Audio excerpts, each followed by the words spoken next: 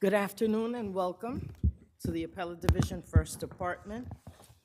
You know the drill. I will begin with the call of the calendar. Please let me know what time you need rather than the time that you want. Please understand that the court is familiar with your case, the briefs, the record, usually more than you wish we were. So, and please know that the clock is for you, not for the court. So if my colleagues have questions beyond the light, I let them continue, okay? So if you're brilliant, you can keep talking. All right. That always gets a smile out of all of you. Okay. People versus Darrell Bonilla. Okay. 6 and 1 and 6. Dooley versus SNN Rugova Properties.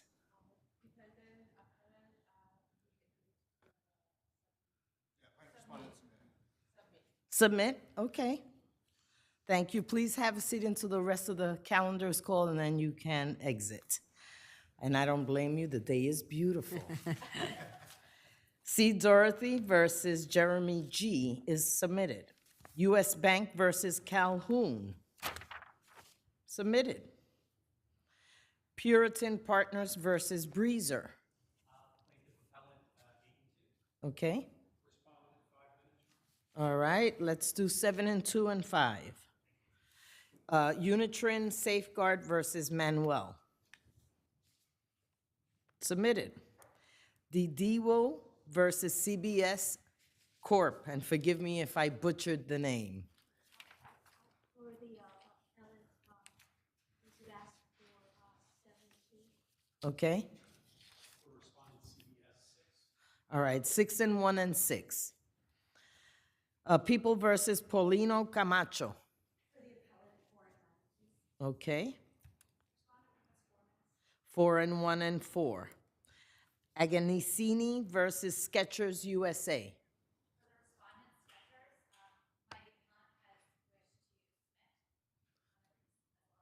Okay, thank you. Please have a seat until the end of the call. Continuum Energy versus Iron Oak.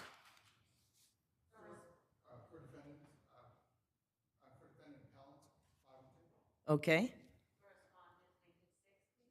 Let's do 5 and 1 and 6. People versus New York, X-Rel Sagetta versus Maganelli Liddy.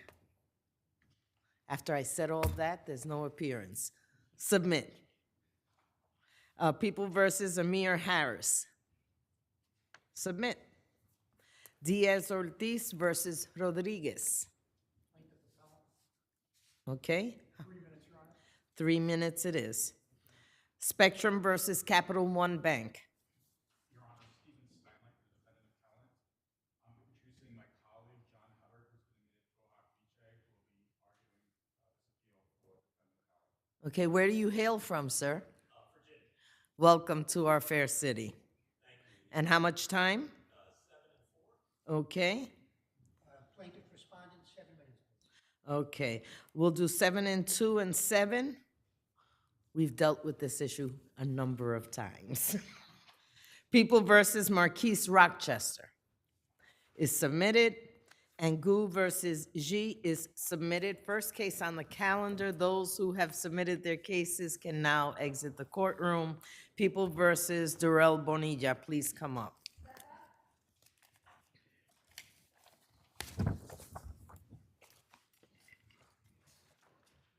You may proceed. Good afternoon, Your Honors, and may it please the Court. Alexandra Ricks from the Office of the Appellate Defender for Darrell Bonilla.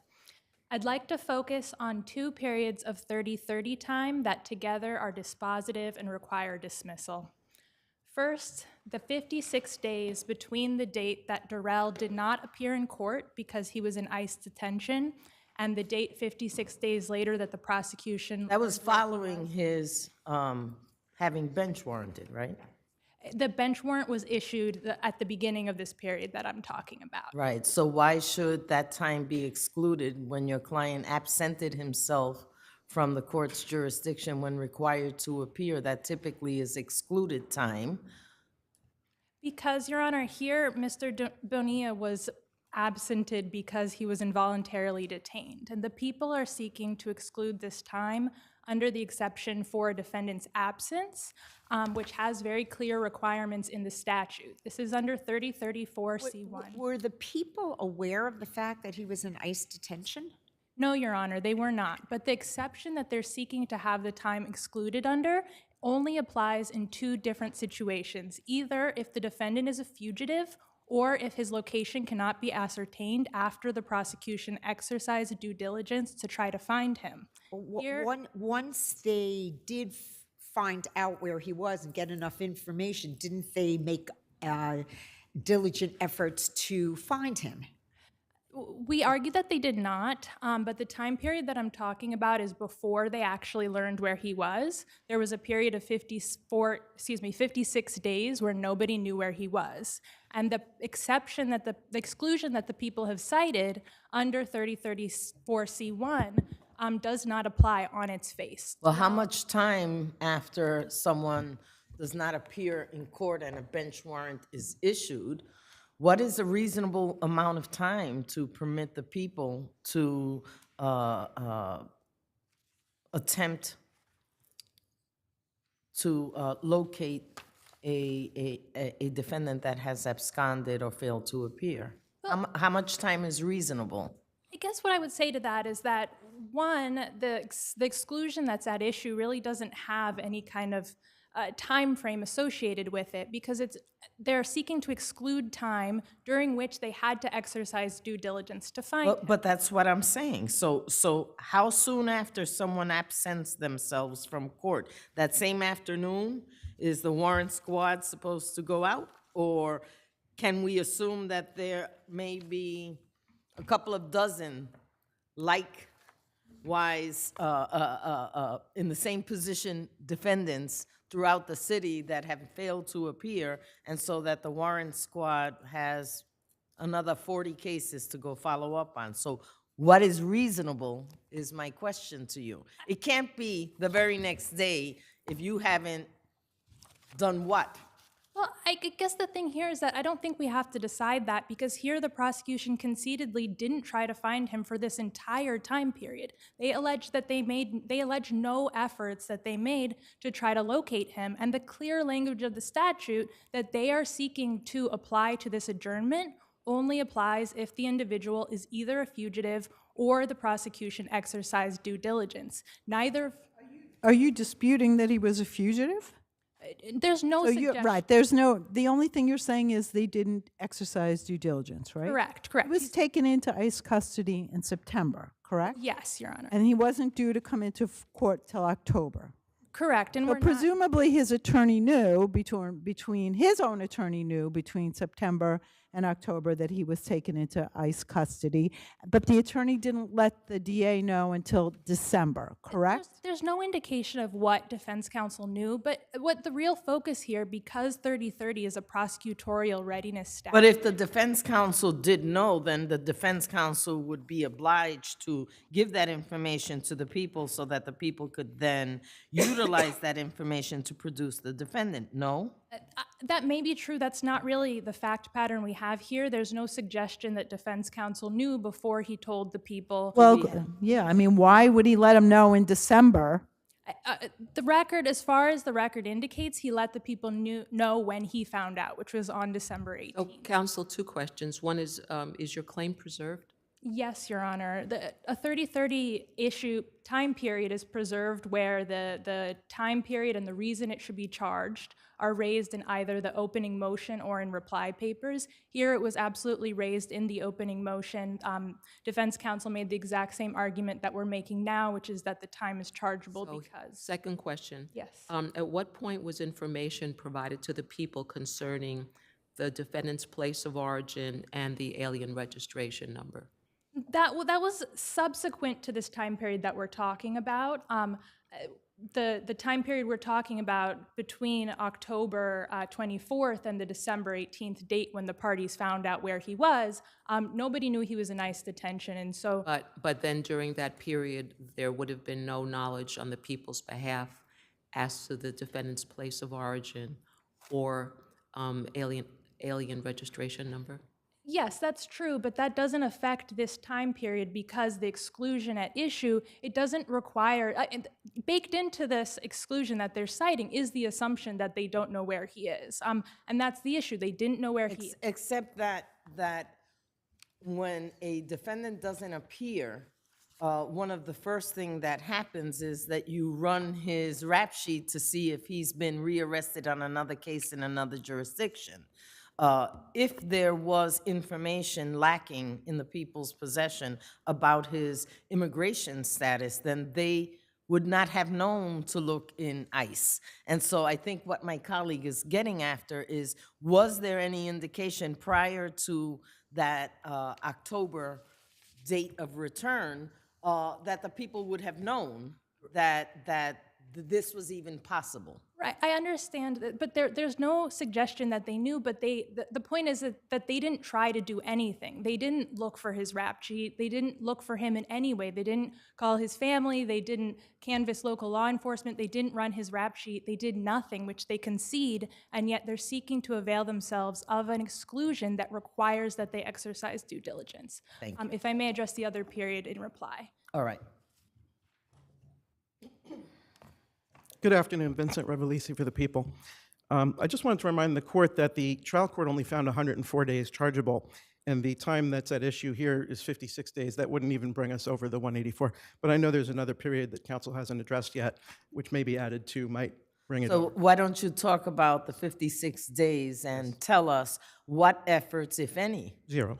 Zero. And the thing is, the defendant had been released on his recognizance, and this is the previous date, and it was on October 24th for trial. He didn't appear, but he was somebody who was out, so the people didn't know why he didn't appear. There was no indication. There's no indication that people knew that he was in ICE detention, So or were even. were the people obligated immediately the day after October 24th to start looking for him? Did they what did they need to know? What were they, I mean, when did they become obligated to start making efforts to look for him? There's definitely no case that says exactly how many days, and I believe that Justice Manzanet said something about that before, where how do you know how many days? If we had done nothing for a year, clearly there'd be a problem. But this was 56 days, and during that time, the defense attorney did tell Well, you're not suggesting you could sit on your hands for 56 days before you start looking, are you? Well, I think that you would have to talk to officers to go look for the defendant, and I don't know how many days you have to say is the So I'm minimum. going to ask the question again. Okay.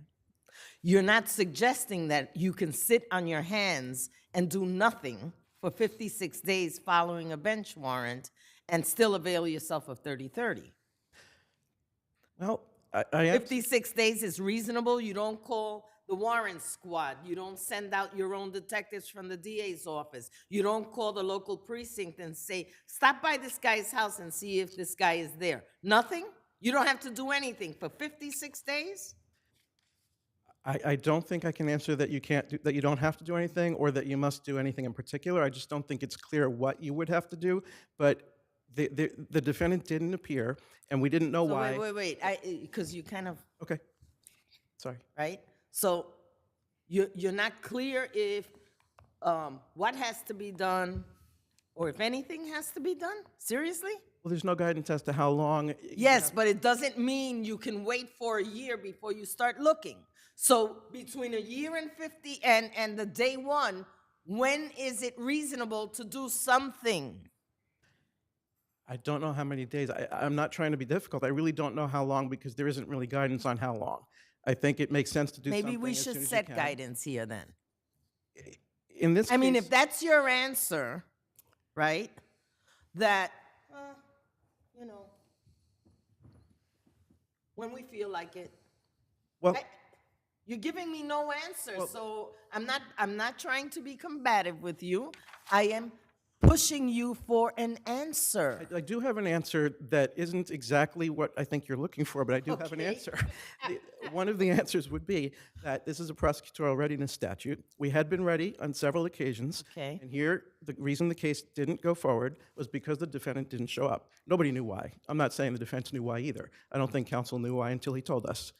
But nobody knew why. So at that point, the case was delayed because the defendant didn't show up. It wasn't his fault either. He was picked up by ICE, but nobody knew. So that's not a prosecutorial readiness problem. We had been ready for trial multiple times.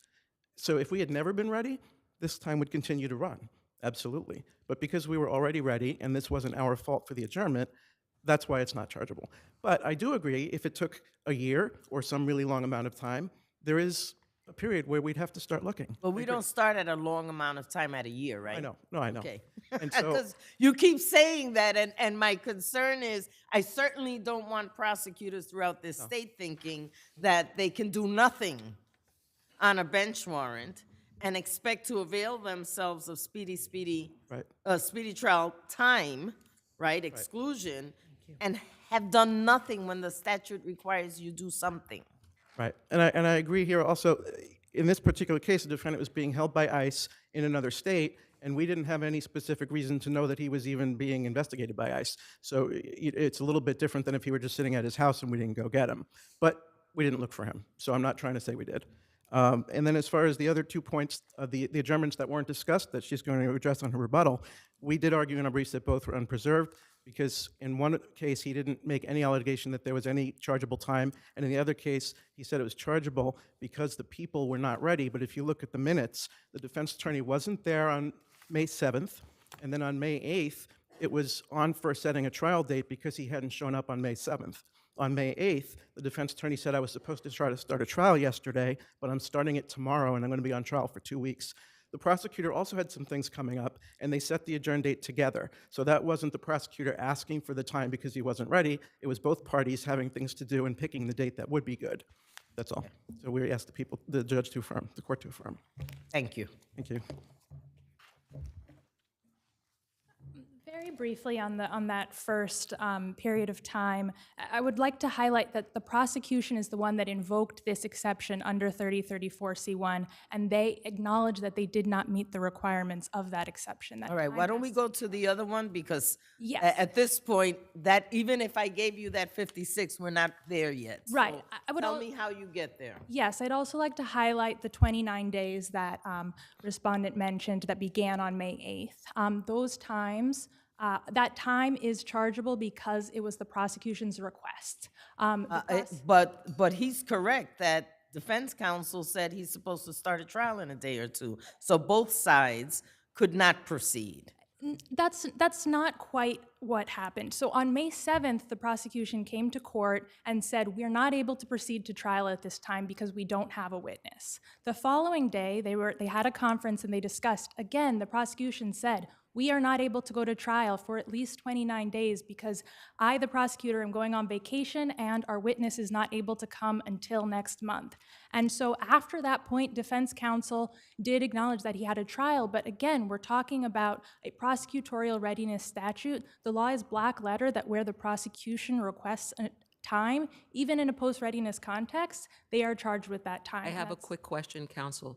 The period from May 8th to June 11th, 2018, is that preserved? Yes, it is. Again, preservation can happen in the opening papers or in reply. The opening papers were the counsel alleging this exact date beginning on May 8th and saying that it's chargeable because the prosecution requested the time. That is exactly what we're arguing now as well. And so we would ask that the indictment be dismissed under 3030 because this time has to be charged. Thank you. Thank you.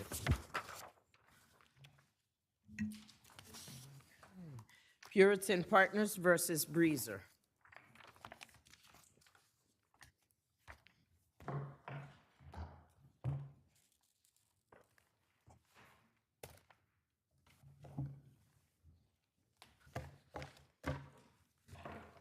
You may proceed. Good afternoon, Your Honor. May it please the court, Samira Stogie, Sakenzia Ross, Ference, Carmel, on behalf of Appellate Puritan Partners. We ask that this court reverse the lower court's grant of summary judgment based upon usury and the denial of our motion to renew.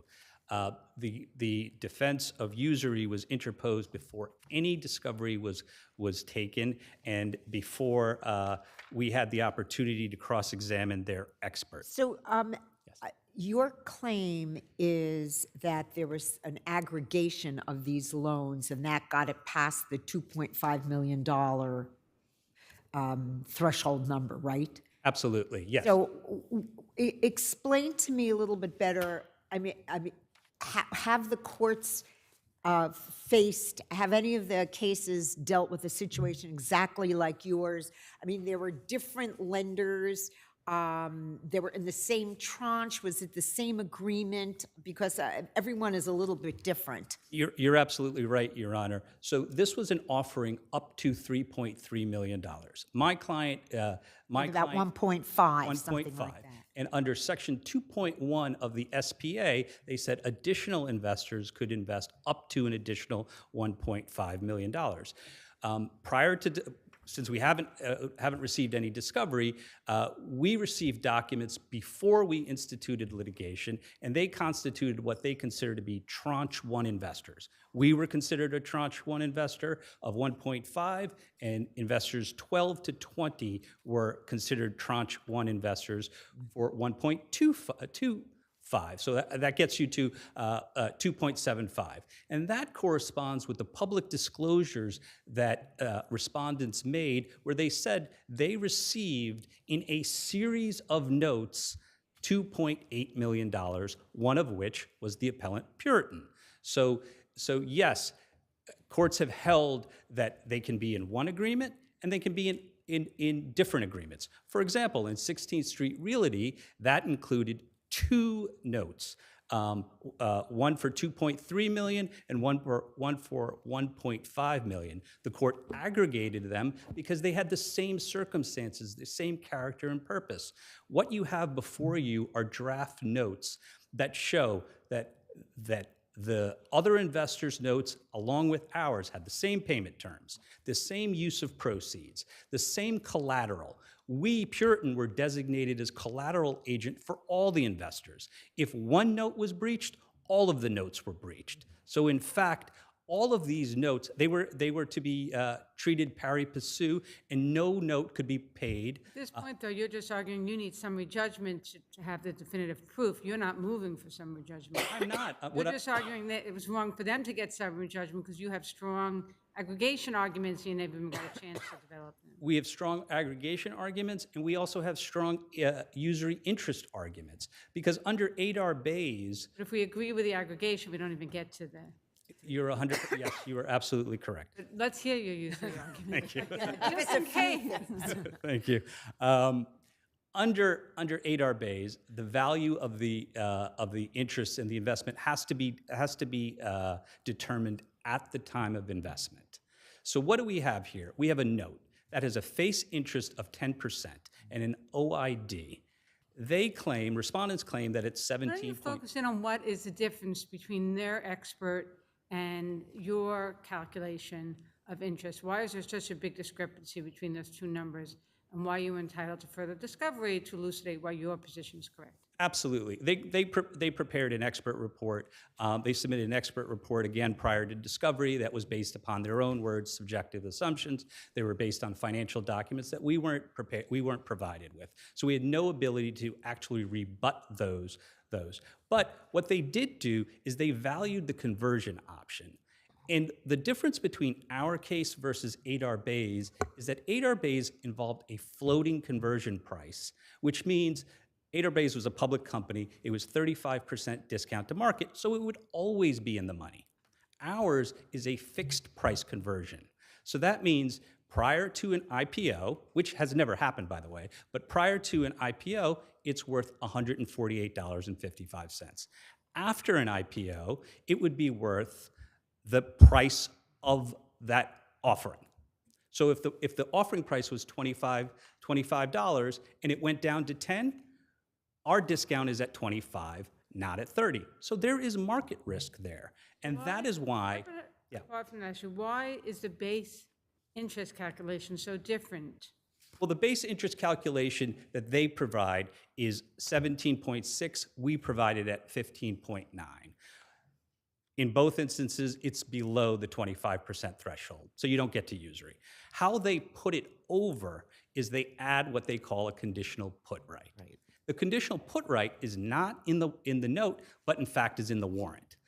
And what does it say? It says that that they have essentially 3 years to go public. And if they don't go public, we have the right, not obligated, the right to put the warrant for 10%. But if they go public within that first 3 years, that 10% goes away. And who had the ability to decide whether or not they? They did. It was They a did. contingency, all within their power. And it Your argument is that it shouldn't be included because you now have no control over it. and we it have should no not be part of control over it. The calculus. case law says that Right. contingency doesn't affect our doesn't factor into usury. And in fact, it's a default provision, and which is another reason why default interest is not considered to be part of usury, because it's all within the control of the debtor. So here's a softball. How is it that the court accepted the calculations of Mr. Carr on your person? I don't know, Your Honor. A motion for summary judgment? I don't know, Your Honor. We presented what we believed were our own. We pointed out the subjective assumptions encompassed within that, the ability that we didn't have to cross-examine that witness. So we would ask that the court reverse the lower court's decision because it was too premature. Thank you. You'll have time on rebuttal.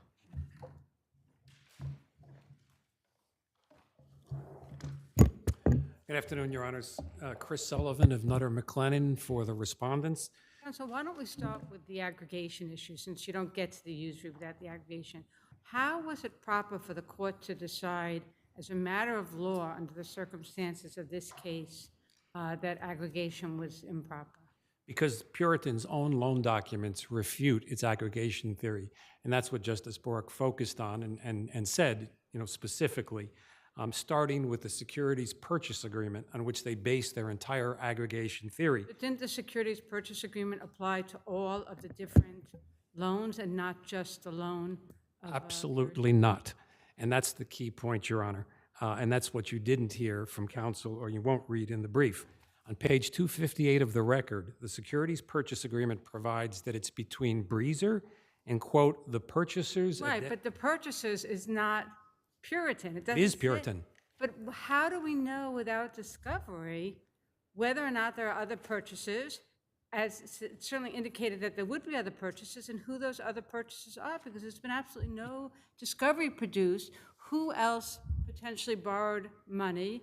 Who else was bound by that agreement? And who are the purchasers? Because the agreement itself disposes of that argument. It's a simple trilogy.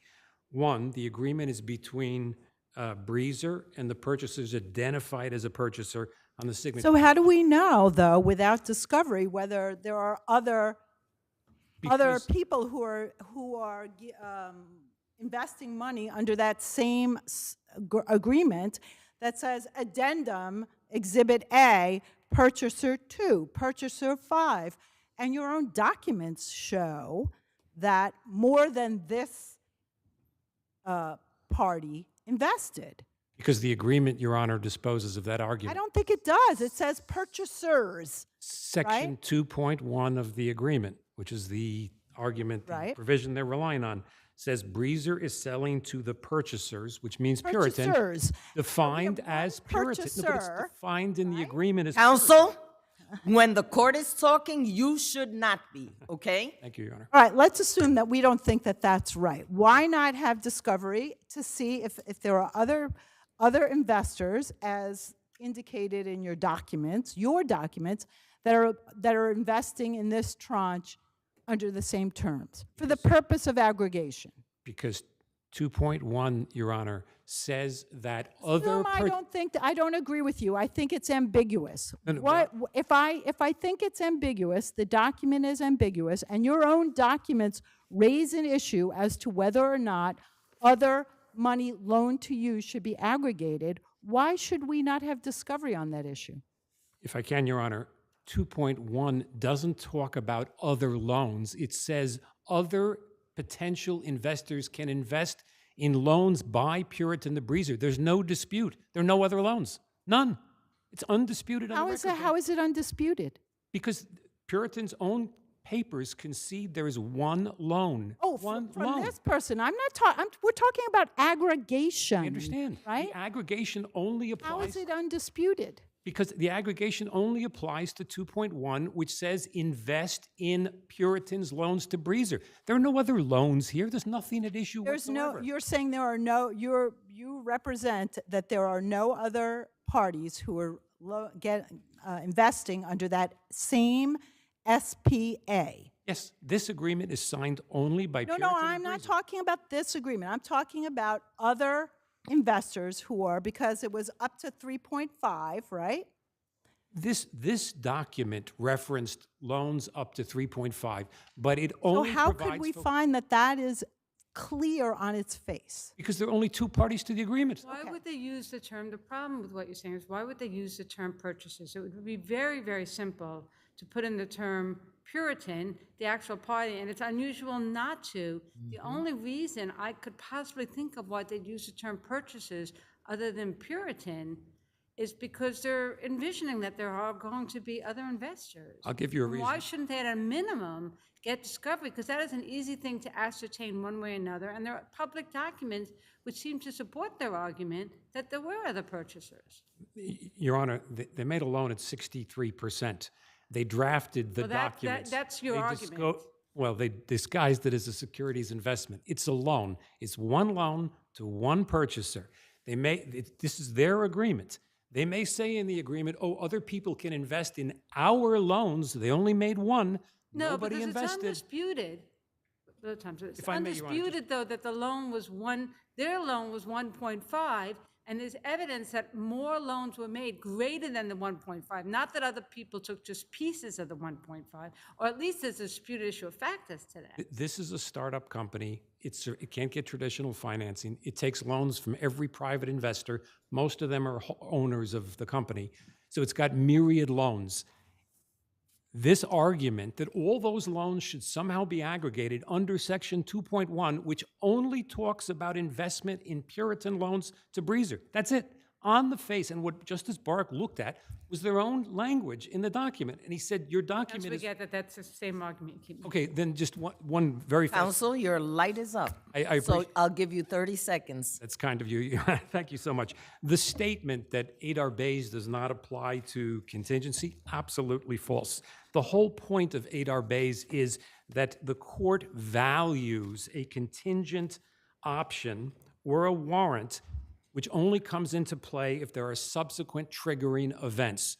That's the point of Adar Bays. So the conversion option in the note, the warrant, which says, by the way, in 5.0, add 10%. There's nothing to value. Add 10%. Is it a contingency? Yes. Is it applicable? Yes. To your question, Your Honor, about adding it up, 10% in the note, they calculate the OID to be 7. We actually calculated it at 6.9. And the warrant says 10. That's 27 under any calculation. So what Boric looked at, he said, I don't have to look at Okay. Tom Carr's you're- report. You're way beyond your 30 seconds. I appreciate that. Thank you, Your Okay, Honor. thank you. You have 2 minutes. Thank you, Your Honor. Let's clear a few things up. This is they seem to suggest that they were a startup company who was represented by sophisticated counsel, who had an investment bank, who was a nationally recognized auditors. They were not in a position of lesser power. Section 2.1 says specifically, subsequent to the closing, additional investors reasonably satisfactory to the company, Breezer, and the purchaser may invest notes for up to an additional $1.5 million. That means additional investors. That's your answer to his primary argument. Correct. And let me, about the 10%, right? It's not has to be added in. It only has to be added in under certain circumstances, which you have no control over, correct? Absolutely. And who in your camp did the calculation of interest? My client, who's an investment banker. And was your client the one who actually did the loan? Yes. Yeah, so your client who actually did the loan put in some figures, presumably understanding how the loan was working, which were different from the paid expert of the plaintiff, right? Correct. And so, and you had no opportunity to test the paid expert's view. We did not. And the court, why did the court say it discounted your client who actually did the loans calculations? I don't have an answer. Okay. Thank you. Thank you, Your Honor.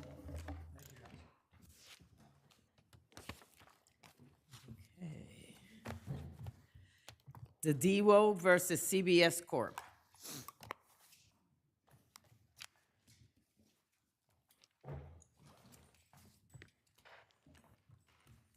Good afternoon, Antonia Koussoulas, for the plaintiff appellant. Please bring that closer to you so we can hear you. Go ahead.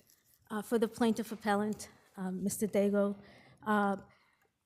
we submit that the motion court erred on, in applying collateral estoppel on plaintiff's sex and race claims under the New York City human rights law. The Counsel, plaintiff. we have a lot of case law, or the Court of Appeals has made a pretty dispositive statement that there's no bright rule that you either is or is not precluded. You have to look at what factual determinations were made, or what determinations were made by the federal court to determine what collateral estoppel or res judicata effect to give below. But this particular court made many, many determinations in deciding there was no cause of action. And although it was not age discrimination, they made a lot of findings. Why aren't those findings that were made in federal court dispositive as to the claims being brought in the present proceeding? Because there's a number of issues. First, there's the termination. If you look at Judge Hellerstein's decision, front and center of that decision is the termination. I will concede he made some factual findings that apply to the termination decision. What I have Wait, may I just interrupt you for a second? They don't just apply to the termination. They apply to whether or not there was just there was discrimination, right? there was It's not discrimination. so narrow as you'd like, right? Well, there was discrimination on race. The issue here is Was that there? the plaintiff. Counsel, I mean, the problem here, as far as I can see, is that a lot of the issues that are raised in the complaint before us, in the case before us, were disposed of in federal court, and they were disposed of on the merits. I mean, there was a finding that essentially your client was terminated for cause. In other words, she took unauthorized vacation time and lied about it subsequently to her superiors.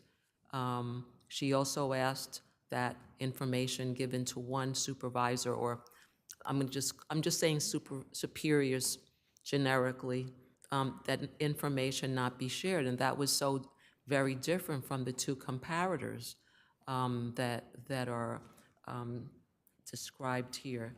So, isn't that a problem for you? That will be a problem on the termination, but what we've argued in our complaint, what we have in our complaint, is a series of treatments of the plaintiff that were very different from her male colleagues. But they didn't have any issue with respect to unauthorized vacations. They were responsive and gave information as to where they were, what happened. One was sick, one had another issue that I don't recall. But here, when your client was asked by two different people what had happened, she did not tell the truth. So doesn't that make the issue of race? I mean, are you arguing mixed motive here? We are arguing mixed motive, and I have it in the position, because under the New York City human rights law, you can show that it was a. Right, but the court here made a very specific finding that not only was she fired for cause, she was not fired because she was either black or female. So the court made a specific determination, both as to race and gender, that was not the reason for her termination. So mixed, not mixed, how do you get around that? Since you have to show, at least at a minimum, that the reason for the termination was because she was black or female. Well, number one, we're not arguing that the discrimination was solely the termination. We're also arguing she was treated differently in terms of she wasn't given training, she was not allowed to go to the Super Bowl. Didn't she abandon those claims in federal court? No, she did not, because we submit that she abandoned discrete failure to promote claims, which I do raise in my complaint, and we're probably are going to withdraw those. But if she's saying that this male colleague was promoted and I wasn't, I believe that that was abandoned by her former counsel in the federal case. Did she bring those claims? The claims you're talking about now, did she actually bring those claims in federal court? And if she didn't, why aren't they barred by res judicata?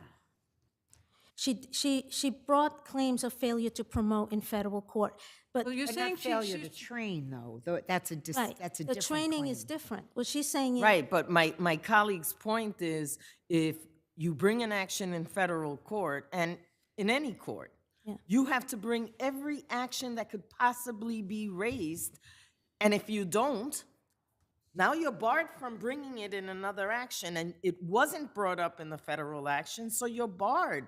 it was, and in fact, it was If it was litigated. brought up, you withdrew it, and that's the end of it. If it wasn't, then it's res judicata. Either way, it doesn't, there's no basis for bringing it here. If I may, the one thing that happened that's very different from the cases that I've looked at, and I think, yeah, this court in Simmons Grant, and even in the most recent case from the Court of Appeals affirming this court's decision, that the court had no jurisdiction over the sex-based claims. Right, but it made a specific factual determination on the sex-based claim. It made the factual determination that none of this happened because she was female. But I can't see how it could, because Section 1981 only applies to race discrimination claims. Once the Right, but it plaintiff- found, I don't want to go on because it found she was terminated for cause. If she was terminated for cause, she wasn't terminated for another reason. But there were other activities that happened before she was terminated for cause. So even if we concede that we may be, we may not be able to prevail on that, under the New York City human rights law, there's enough there. Yes, but the court said that even if there had been any legitimate claims, that the nexus of causation was broken by her own conduct. But there was Okay, no, so look, I understand it that. is not a debate back and forth, but we will hear you on your rebuttal time, okay?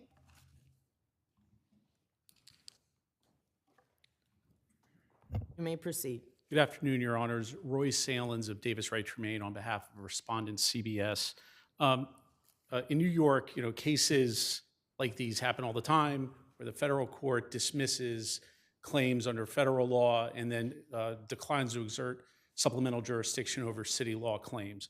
The Court of Appeals, as Your Honors have already identified, settled this issue in many respects last year in the Russell v. NYU case. In that case, the Russell Court held that the application of the city law's liberal construction does not preclude collateral estoppel when the federal Rich is court. very familiar with that case. Okay. Yes. And that's. And, Being on both sides of it on the same bench, we are familiar with it. No. Well, I've read the First Department's decision in that very carefully before coming here today, Your Honors.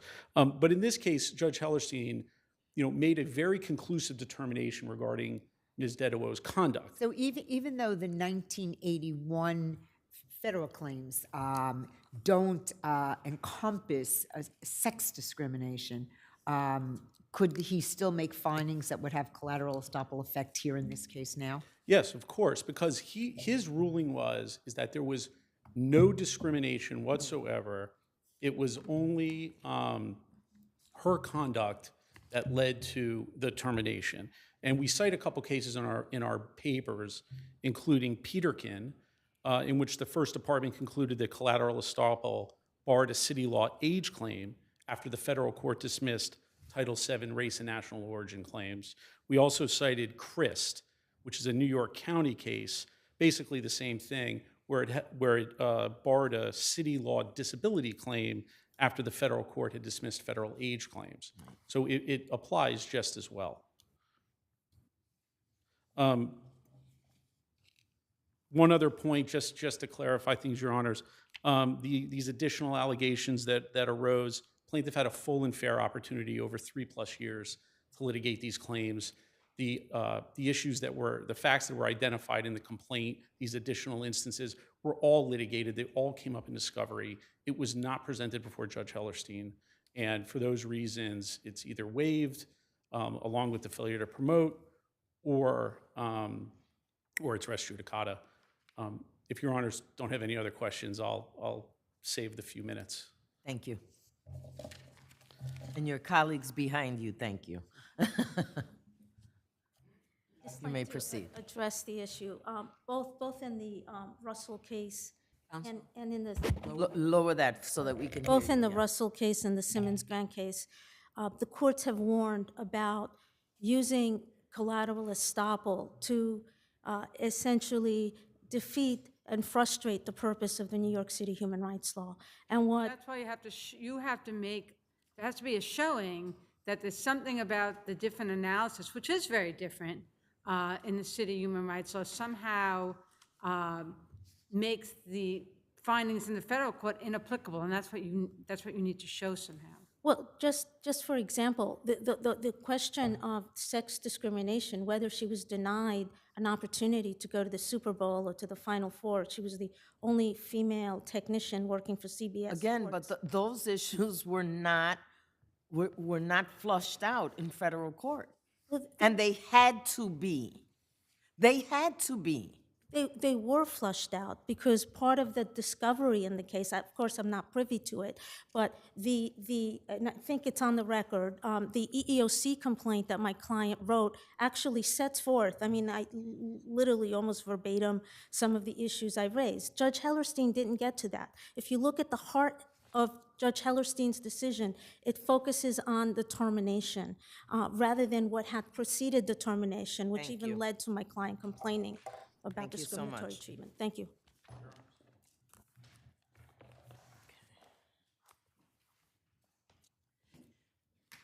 People v. Paulino Camacho.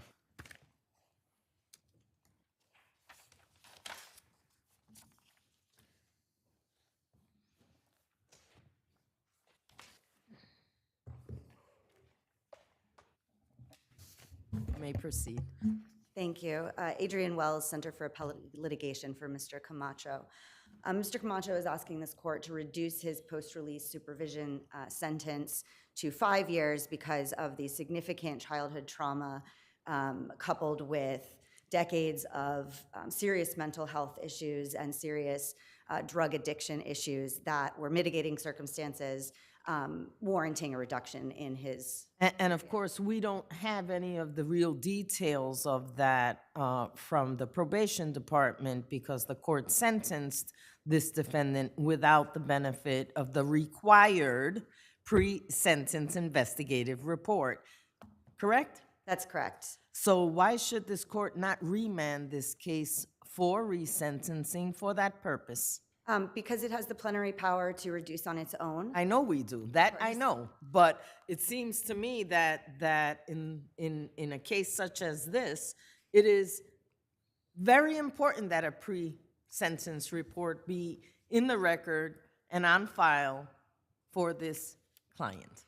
I agree, but I also believe that there, even without a pre-sentence report, is plenty of information that was available to the trial court in the form of the pre-sentencing memorandum that did lay out in great detail by a forensic social worker Mr. Camacho's history of all of those things that I mentioned. So, Counsel, it's kind of a balancing act, though, isn't it? Because on the one hand, there's procedural requirements that we want followed, as in the production of a pre-sentencing report so that the sentencing court can take a look at it, and we can look at it on review.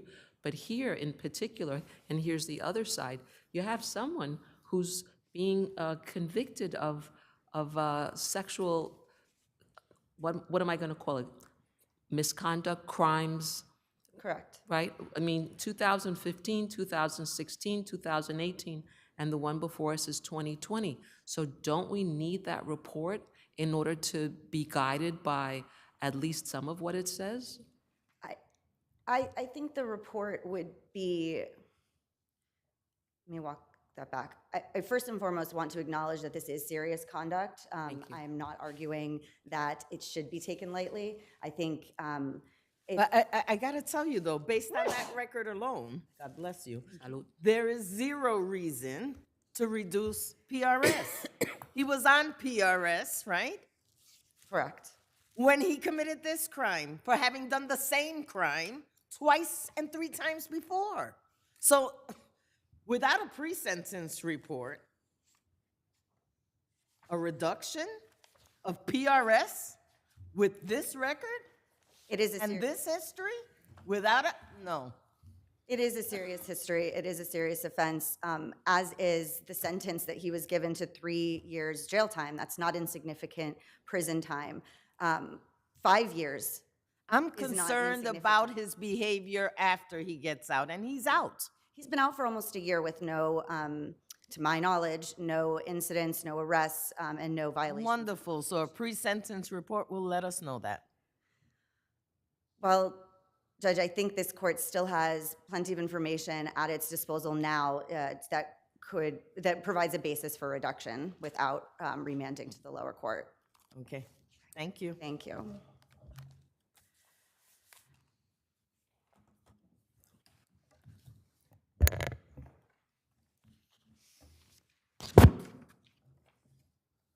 Good afternoon. May it please the court, Nayan Chung for the people. Just to clarify, there was a pre-sentence report, in fact, prepared The by pre-sentence report was a joke, and you and I both know it. The defendant wasn't interviewed. How do you do a pre-sentence report without interviewing the accused? So the defendant was indeed not interviewed. The defendant and his counsel, however, did have an opportunity at sentencing to raise. No, they didn't, because his attorney did not appear. And the judge had a stand-in lawyer who knew nothing about this defendant stand up for the sentence, who wasn't even physically there. The judge did not advise counsel that there was no completed pre-sentence report. So I'm sorry, this record is not at all an appropriate record for a legally imposed sentence. I would argue that defendant could not have been prejudiced by any deficiency in the So report. we should ignore the law? The law says you must have this, and we should say it's okay, we don't have to follow it? So the law does say we need a report, and we would argue that there was one, albeit an incomplete report. So then that's not a report.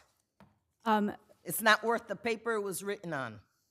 So the PSR did include actually information about defendant's substance abuse history. So that part was actually complete, and that's one of the factors that defense is now raising as a mitigating factor. And if I could also point you to the pre-pleading memorandum submitted on defendant's behalf by a licensed social worker, that detailed as Should we accept the defense counsel's advocating papers? And I mean no disrespect to them, I worked for that same entity, and I submitted those myself. But should the court rely simply on a defense memo and not have the benefit of the analysis of the probation department, especially where the probation department asked for an adjournment because a new probation officer had been assigned and had not had an opportunity to properly complete the report?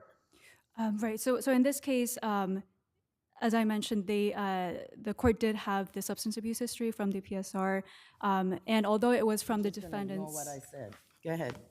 although it was from the defendant's own social worker, that memorandum detailed all the information that defendant now claims was lacking in the pre-sentence report.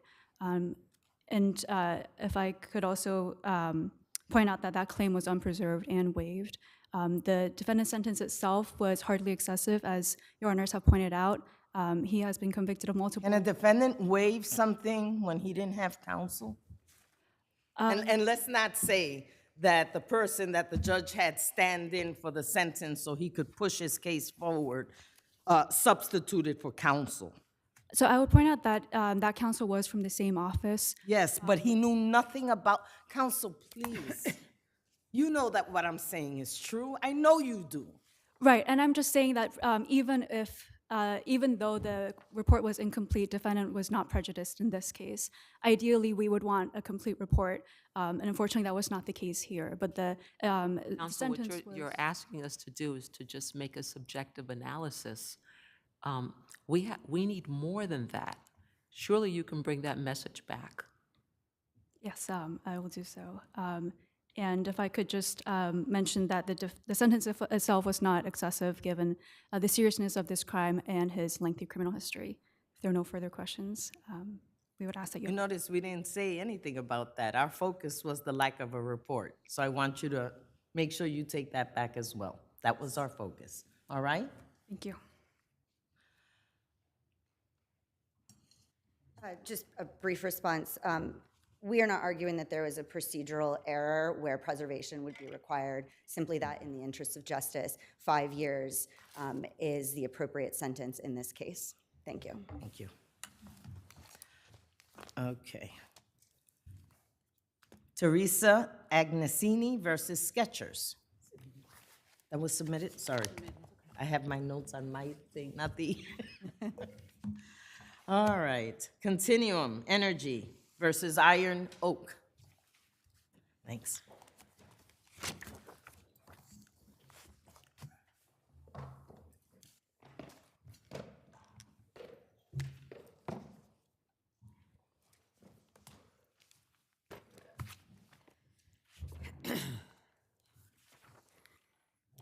Ready when you are.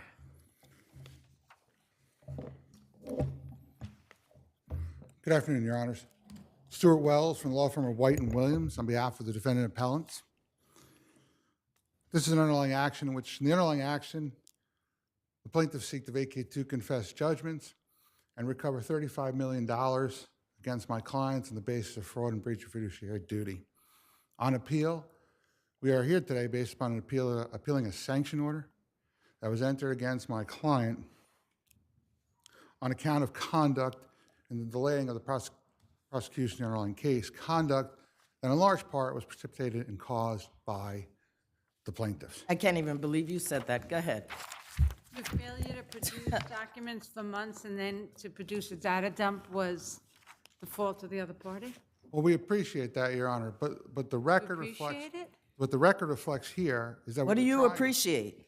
We are trying to That address we that that very we issue. recognize that your client is playing a major game in the courts of our state and backing us up and not allowing this judge to be able to move his case forward because they won't produce documents and keep going through lawyers as a way of delaying. Well, we did, Your Honor. We produced the documents and while Did a qualified data dump. a data dump, but our client offered to go through and produce documents according to search terms developed in conjunction with the plaintiff. And in fact, that's what the court. So we let made me a just, motion. first, your client changed counsels how many times? There is third counsel, Your Honor. Third, your third counsel, right? And the first counsel and the second counsel, he was not producing documents, correct? First counsel. And the data dump wasn't even from this case, was it? It was produced in satisfaction. It was from Correct. another case, Correct. correct? Yes. So your position is, as the third counsel during the period of time where the only discovery happened was a data dump, not even bait stamped, not organized in any way, months late, of documents that were produced in another case. That's your position, that was sufficient and didn't require at least the imposition of costs? Your Honor, the point is, we offered to correct it. We made a motion when second counsel substituted in. First counsel admitted he was completely overwhelmed. But the question, but her question needs to be answered regardless of whether you offer to fix it. You shouldn't have to offer to fix it because your client should have provided it in the proper way in the first instance months earlier. And we were trying to do that, and the court gave us an opportunity to do that by saying, meet, confer, and set forth an amended discovery schedule, in which the substitute, but second counsel said, we'll do that, give us search terms, let's go forward. But instead of complying with the requirements set forth by the court in its discovery order of April 14th, counsel moved to strike. So maybe they were tired of waiting and just wanted to move this along. Let me ask you about dollars, all right? Yes. So the court awarded $75,000 in attorney's fees and costs, right? Correct. And by the defendant's own calculations, the time expended by the plaintiff amounted to $72,937. Counsel had, and that's for 99 hours, including motion to strike, 3 discovery letters, and 2 conferences. Now, the request was for way more, like, what, 134,000? Am I right? There were 2 requests. The initial request was More. for about 300,000. 300 more. So the judge went along with your, not you, but your client's calculations. What's wrong with that? Well, because number one, they overstated and over applied for what was provided for by the order. Okay. The second thing that we said is, But then how did you arrive at 72K? we had to go through. They didn't categorize anything. They didn't divide anything up by specific tasks. We had to undergo that and make estimations based upon what we can discern from their billing records. Our position with respect to the fees is twofold. You say 30,000. Correct. We get there twofold. Number one, we say 100 hours to put together this motion paper and 2 or 3 letters is excessive. And 2 conferences. And 2 conferences, which, by the way, were also court-mandated conferences anyway, the preliminary conference and then a subsequent compliance conference. And then we say that the fee award of what equates to $900 per hour per attorney is excessive. All right. Reducing those We'll to have a time on reasonable- rebuttal. Thank you, Your Honor.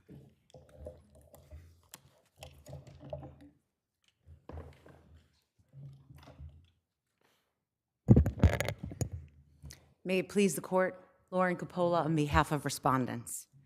This court should affirm the IAS's well-measured, reasoned sanctions orders for the wild goose chase. Well, your adversary says this was all your fault.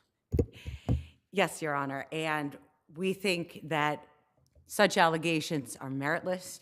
They're wrongly attempting to shift blame and focus here for the very conduct they were sanctioned for in Texas, where their pleadings were struck and $500,000 sanction order was entered. That very data dump that you all spoke about earlier, that was that product of discovery was the subject of the sanctions in Texas. As the lower court correctly stated, the discovery here has gone off the rails on defendant's side, cycling through 3 sets of lawyers. There's ample evidence, I think, of what could give rise to reasonable inference of bad faith. And that is why, respectfully, Your Honors, we ask this court to exert its sua sponte powers and impose further sanctions on defendants for this very appeal that so obviously lacks merit in law, presents material misstatements of fact, and is intended to only further delay and harass. It can be only characterized as frivolous, Your Honors. This court has the power, sua sponte, to enter further sanctions. As your court knows, there's been no abuse of discretion here. It's a very high standard for the lower court, as this First Department has consistently cited and enforced principles that disregard of deadlines should not and will not be tolerated. Counsel, your adversary says that, yes, they added up your records and your costs and fees came out to $72,000, but really and truly you're entitled to but $30,000. What do you say to that? Yes, Mayor, I'm happy to respond to that, Your Honor. So defendants grossly misrepresent the court's record on this issue. At the sanctions hearing, the IAS court explicitly awarded, and I'm going to quote from Record 826, costs and costs defined broadly, the result of the wild goose chase that plaintiffs have been on to try to get responses to discovery requests. That's not just this motion, but all of it. Hearing that court's instruction, plaintiffs submitted it's for discovery requests, letters, analysis, and we included also motions where withheld documents would have been dispositive for plaintiffs. We had dispositive motion practice ongoing, and plaintiffs were at a disadvantage for not having that discovery, which is why the initial application was for $300,000. The court awarded 75, but it never narrowed the scope of recoverable fees to specific tasks. It used its discretion and awarded $75,000. Defendants submitted invoices in this very appeal. It grouped them into self-created charts, and it unilaterally— Well, one second. The court made a finding that your request for fees was excessive, right? So I would not, I think we also, when you're standing here on your soapbox, we have to remember that the court also found that your request for fees was excessive. Understood, Your Honors, and we have not appealed— Tempered our argument in that way, correct? I appreciate those The comments. court didn't understand what you were looking for. It said what you're looking for is excessive. You're understood, Your Honor, and it did award $75,000. Which is about less than 25% of what you sought, or about? Just about, Your Honor. And that decision was, again, well-reasoned, doesn't demonstrate an abuse of discretion here at all, considering the 2+ years that had gone on and the work that had gone in. Okay. If the court has no other questions, we'd ask that this court affirm the lower court sanction order of $75,000. Thank you. Thank you. You have 1 minute on rebuttal. 2 points, Your Honor, or a few points. Number one, the request for a sua sponte relief of further sanctions against my client is unwarranted. We believe we have made a good faith effort based upon the pre-existing case law that they contributed to the delay by failing to do what they were required to do. They are saying that we could have— You have a real hard time making that argument, I gotta tell you. Doesn't necessarily mean it's frivolous. It's based upon the record in which the court ordered them to do something. How come your docs weren't bait stamped? They were produced in native format, Your Honor. And then we offered, as part of in May of 2023. Is that an answer to why it wasn't produced in the proper format? You tell us it was produced in this format. We know that. The question is, why didn't you submit it in the proper format? The client produced them in the way that he was able to do it. No, the client produced it in the way that would make it as difficult as possible for the other side to utilize them, which has been his intent the entire time. But we got it and the judge got it. Thank you.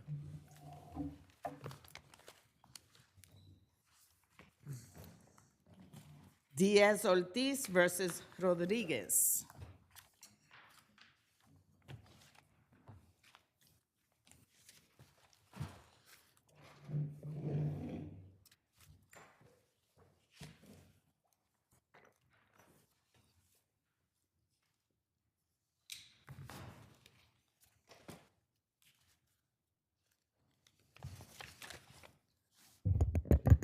May it please the court, Anthony Varelli for the plaintiff appellant, Alejandro Diaz-Ortiz. I'd like to bring to the court's attention page 4 of the respondent's brief, which indicates a case entitled Deutsche Bank Holdings versus Control Holdings, slip-op 2023. And the proposition that that case holds is for that CPLR 205A does not apply to foreclosure actions, that as a result of the Fraud Against Foreclosure Abuse Protection Act, which was passed in 2022, and it doesn't apply to our case. Our case is an auto accident case. And Your Honors, Thank goodness you don't have to grapple with FAPRA in this case. Excuse me? Sorry, Your Honor. I was making a joke. I said, thank goodness we don't have to grapple with FAPRA in this case. Yes, exactly. And but and the other point about that case was that the respondent cited it as a First Department case, and it's a Kings County Supreme Court case. And I realize that the court has spent an extensive amount of time reviewing the briefs and exhibits, and I rest on my brief unless the court has any questions. Thank you. Thank you, Your Honor. Have a good day. All right. And last but not least, Spectrum versus Capital One Bank.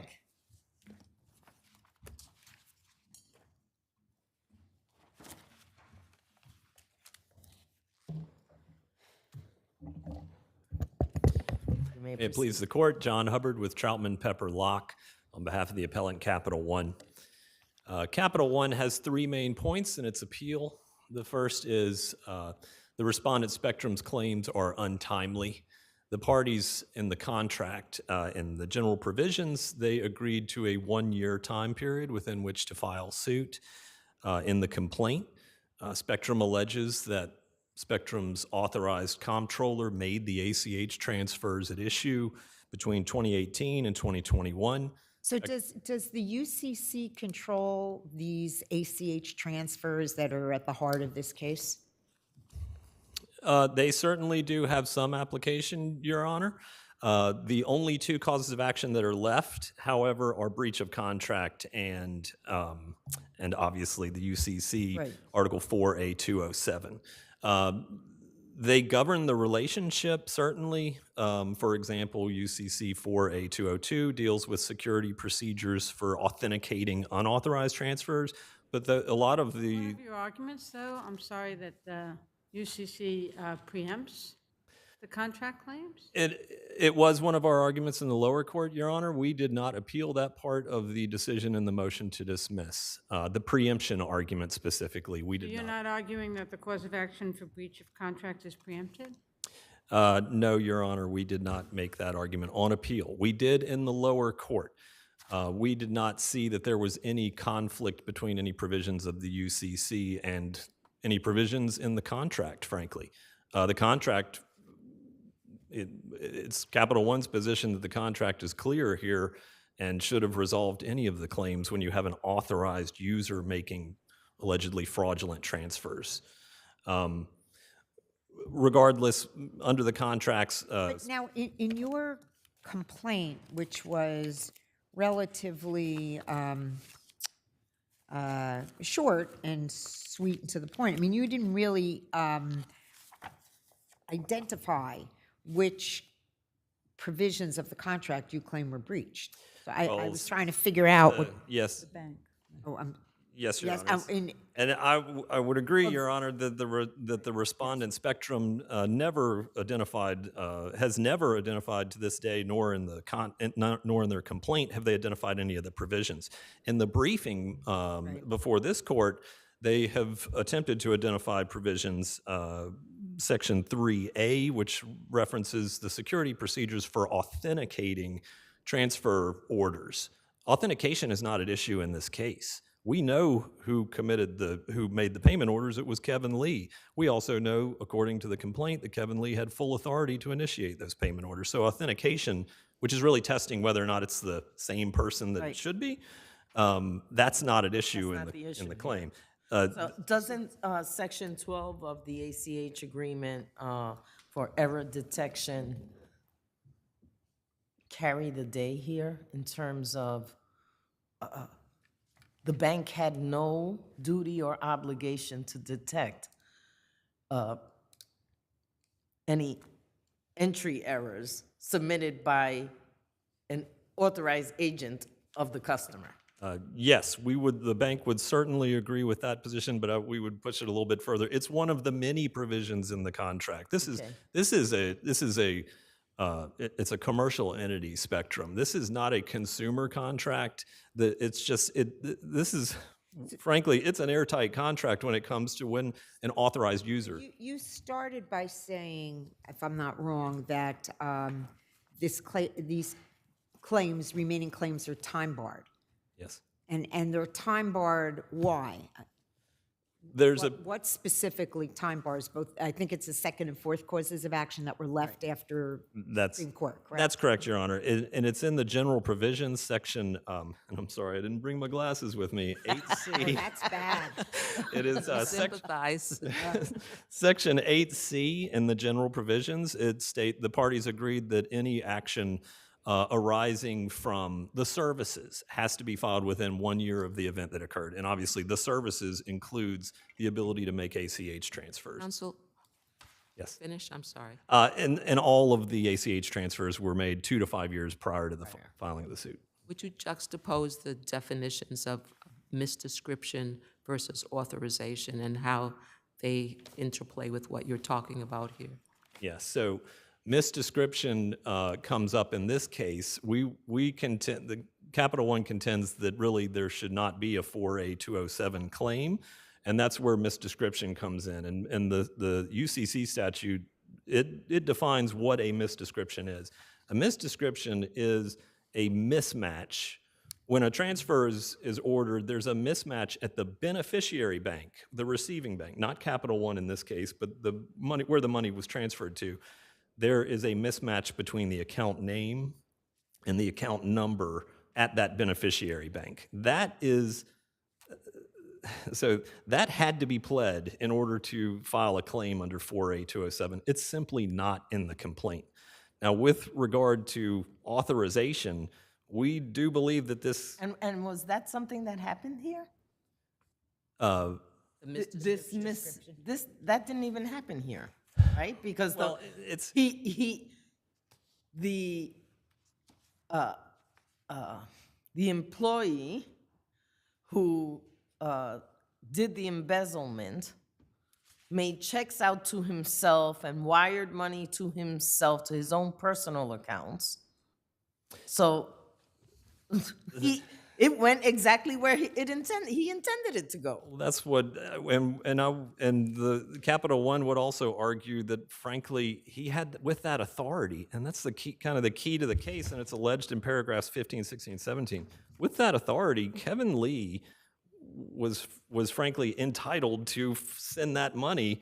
They allowed him to do this. Now, Are you required to go beyond or behind an authorization as a bank? They said you had red flags all over the place. There's all these dollars being withdrawn at weird hours of the night. They're going in varying amounts, a lot of them sometimes On the same day. at the same day. What were you supposed to do, and what did you not do? well, the problem with their claim is, I believe, the real root of the problem here is that they don't have an obligation. There's no duty that they can identify. Who's they? I'm sorry, customer. Spectrum. Spectrum cannot identify a duty on the part of Capital One to monitor for embezzlement committed by an authorized employee. Now, this is different than, yes, there are, for example, in some of the arguments, Spectrum references the Bank Secrecy Act, where banks are required by federal law to monitor for money laundering and terrorism and that kind of activity. But those are flags at a certain number. Yes, those are flags at a certain number, but that's also no private cause of action for individuals to sue for, even if we accept that this somehow violated the Bank Secrecy Act, and there's no money laundering going on, it's embezzlement. Right. But let's accept that Capital One somehow didn't comply with its obligations under the Bank Secrecy Act, which is not properly and frankly cannot be in this case. Whether or not there was a SAR filed, we've briefed on that as well. Let's assume that they somehow violated those statutory requirements. It still wouldn't allow for a private cause of action from Spectrum here. All right, we'll have time on rebuttal. May it please the court, Kenneth Rashbaum for Spectrum, plaintiff and respondent. Isn't the problem here that Spectrum did not keep a proper eye over their own employee? That is what happened. That is part of what happened, but the... How does somebody do this for years and the company doesn't know? I mean, nobody looked at the books ever? He disguised the transactions so well that it wasn't picked up for almost 3 years because of his actions. But to the point that was raised earlier, these were actions that should have triggered an alert on the part. So you're saying that your company shouldn't have caught it, but the bank should have caught it? What I'm saying is the bank has... Do you hear that? Your saying- bank is not your fiduciary, right? You have a contractual relationship with the bank. You're two separate parties. You enter into an agreement. You say, for you holding my money and doing all these things, I will be able to transact business for you. Why should the bank have any greater responsibility to find your embezzler than you do? Because the bank has expertise that we don't.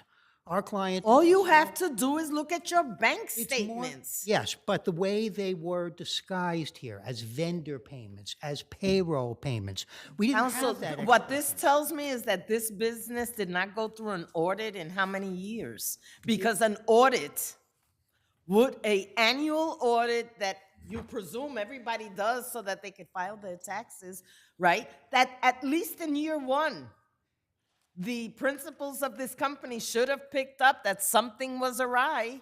It's a different sort of audit than one that would be looking for fraud, Any which was audit, done. if you look which at was the done. books, you would have found this. There's a reason why this went. Counsel, you realize, as my colleague pointed out, the irony of your argument. I realize. That your client, his own or her own business, they could look at the books and not tell because how well he disguised it. But the bank, who has zero connection to you, other than holding your money in the bank, they should have picked it up. Because they have specialized ways to do that, which is to the point you made earlier. No, you have the same ability to see whether a transfer goes at midnight or 3 a.m. or 5 a.m. or there are 6 transfers in a day that the bank does, correct? That information isn't held by the bank, it's held by you. You know, you're looking at what your guy's doing every day, or you should be. Again, I can't see how you can put an obligation on the bank that you don't have yourself. Thank you for that. We have cases that we have cited on commercially reasonable banking procedures that include not just picking up money laundering, that include monitoring for suspicious and illegal activity. So tell me, what in the contract did they violate? They violated the provisions in the contract. What specifically? Commercially reasonable procedures.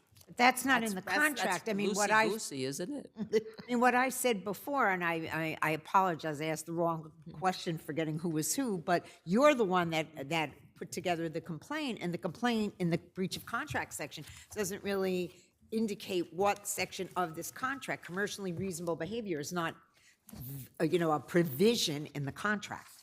This was the subject of a fully developed record over the last year. No, but again, what Great, so section tell of us, the contract? since you took a great long time to develop this record, tell us what in the record and what in the contract between your client and this bank would permit us to give the relief that you are seeking. The relief that we are seeking, again, was part of a fully developed record on the subject of summary judgment motions that are pending right now. So that go Capital read it, One Judge? filed. Is that your argument? I'm sorry? So go read the papers? Is that No. your argument? I'm asking you a question. Give me an answer. The answer is Section 3 of the contract references commercially reasonable security procedures, and common law on bank responsibility does the same thing. And we've cited a number of those cases from a number of courts. So, counsel, what you're saying is that even though the employee was the controller of the plaintiff, and he had the authorization to conduct business on behalf of Spectrum, Capital One was supposed to figure out that he was embezzling monies from you that you didn't pick up. I mean, my clients, my colleagues are asking you the same question in many different ways. Which is, and I'll answer it in this way. And it came out in the discovery portion, which was not available to the motion court at the time because that was only on the pleadings.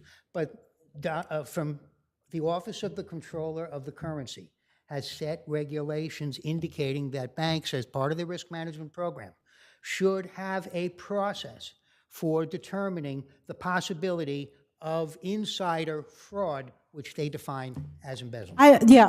Those are aspirational statements, right? But I keep asking you, what is it? The bank is not your fiduciary. All it has is a contractual obligation, and you're saying that there is a reference. Tell me what it is specifically. Read in the contract what you're saying that the bank breached. What obligation did the bank breach?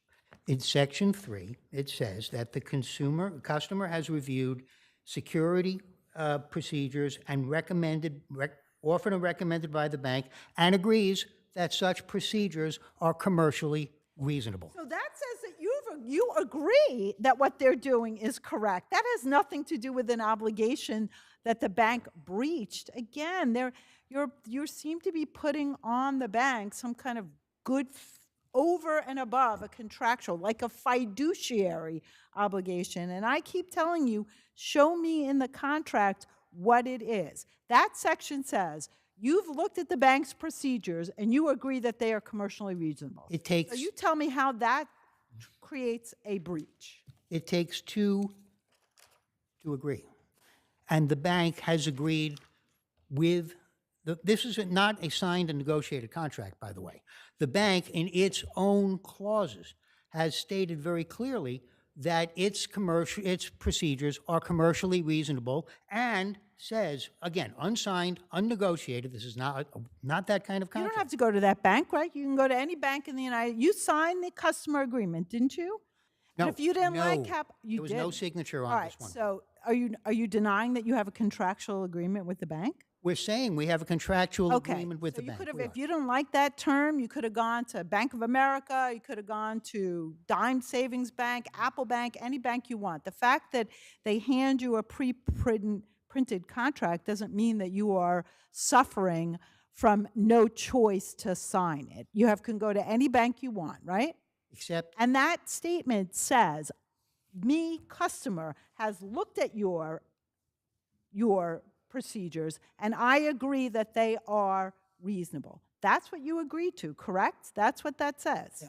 And as a matter of fact, that section goes on to say that these security procedures are designed to verify the authenticity of, not to detect errors in the customer's payment orders and other instructions, and the bank has no obligation. I mean, you acknowledge in this agreement, which you said you may not have signed, but which is part of the relationship between you and the bank, that what they did make sense and that they're not supposed to detect errors. So I think it's a problem. may I answer? I'll give you 20 seconds to respond.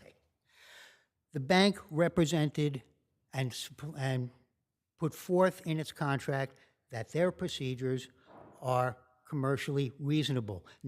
We're not talking about detection of errors, and Judge Bannon made that very clear in her decision. This is about detection of illegal and suspicious activity. Thank you.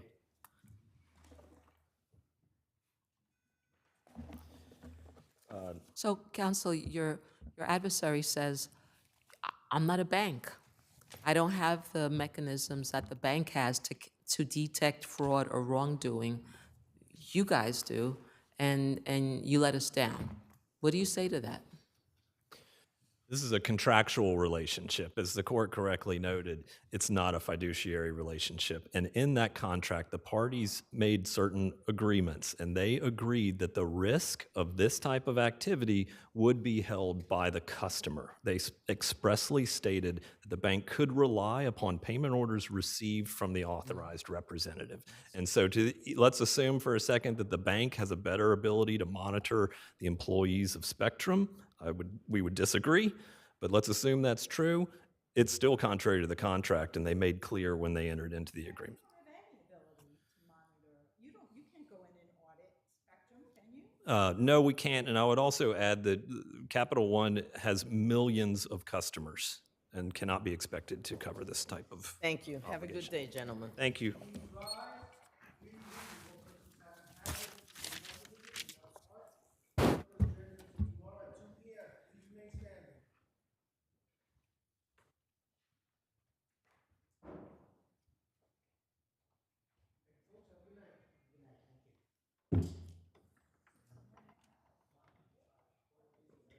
All right, Ken. Safe travels home? Yep. I gotta get to the water.